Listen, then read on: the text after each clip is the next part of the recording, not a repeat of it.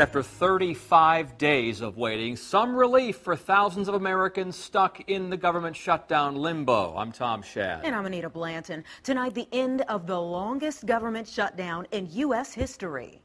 I will sign a bill to open our government for 3 weeks until February 15th.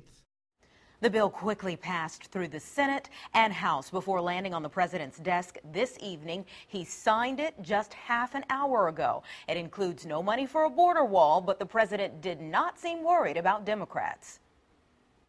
They have finally and fully acknowledged that having barriers, fencing, or walls, or whatever you want to call it, will be an important part of the solution.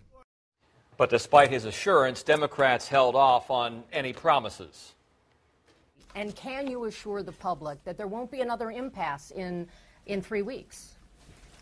I can't assure the public on anything that the president will do, but I do have to say I'm optimistic.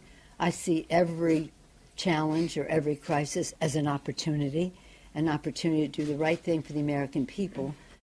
And President Trump did issue a warning in his speech, saying without a fair deal, in his words, on the border wall, there will be another government shutdown or he will take emergency action. According to S&P Global, the economic damage from the longest government shutdown in U.S. history could exceed $5.7 billion, which is the cost President Trump has demanded for his border wall project. The statistics show the average weekly direct and indirect cost of the partial shutdown currently adds up to $1.2 billion. And direct effects includes the loss of productivity from the hundreds of thousands of workers who have not been paid since December 22nd. And experts say the productivity loss from government workers will never be regained as in previous shutdowns. And for federal workers will be compensated after reopening. But roughly 4 million private sector jobs that depend on the federal government won't receive payback. Its impact is more grave as it starts to affect unpaid workers' consumption.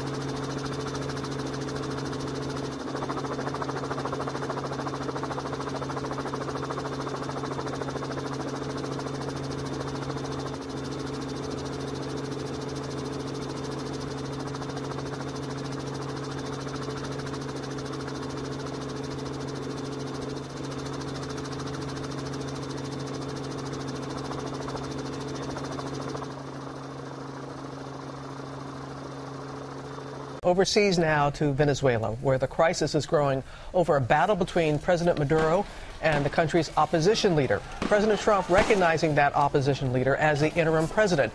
And now Maduro has ordered American diplomats to leave the country within 72 hours. Our chief global affairs correspondent, Martha Raddatz, has the latest. And Martha, the White House is defying that order to have diplomats leave that country. They certainly are. The U.S. says Maduro does not have the authority to kick out our diplomats. So what you have this morning is, on one side, Maduro, who was sworn into his second term just a few weeks ago. On the other side, the 35-year-old opposition leader, Juan Guaido, calling that election rigged and being sworn in himself as president by the National Assembly. And caught in the middle of all this, those American diplomats and their families who will remain in the embassy despite massive demonstrations against Maduro, who is overseeing the economic downfall of this once prosperous country. Maduro is accusing the Trump administration of an American-led coup. This remains a very, very volatile situation. Robin? According to Newser, authorities in Louisiana have announced that separate but related shootings in 2 different parishes have resulted in the death of 5 people. Ascension Parish Sheriff Bobby Weber says that deputies were first called to a trailer in the city of Gonzales for a domestic incident on the morning of Saturday, January 26th. At the scene, deputies discovered 2 people who had been shot but were still alive, Elizabeth and Keith Theriot, who later died in a hospital in Baton Rouge. Authorities have identified 21-year-old Dakota Theriot as their prime suspect in this case. The sheriff has reported that 3 other shooting deaths occurred Saturday in neighboring Livingston parishes. Livingston Parish Sheriff Jason Ard has confirmed on social media that 3 deaths took place in his parish and has identified the victims as Billy Ernest, Tanner Ernest, and Summer Ernest.